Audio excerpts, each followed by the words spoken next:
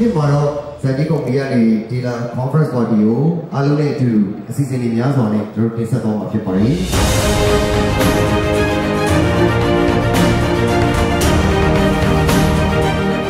ခိုင်လာအောင်မြင်စွာစတင်ဖွင့်လှစ်ကြောင်းကြေညာရပါတယ်ခင်ဗျာ။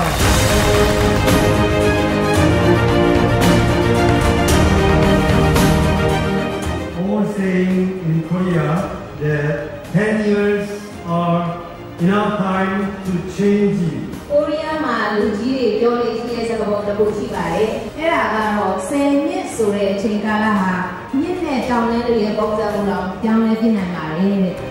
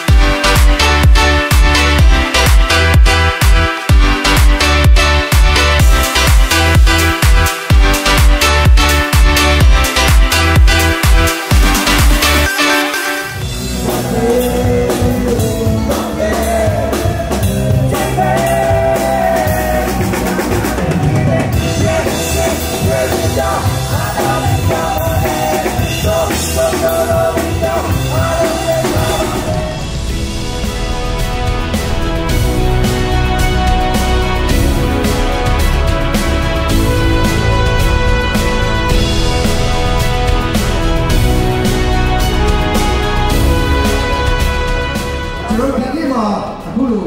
အားလုံးကြော်ကြရပြီလို့ပဲနောက်နေ့ဒီမှာဒီထက်မကတဲ့အောင်မြင်မှုတွေနဲ့ပြန်လဲဆုံတွေ့ကြပါစို့လို့ပြောရတဲ့ဒီနေ့ခန်းသားတွေနှုတ်ဆက်ပြရစီခင်ဗျာအားလုံး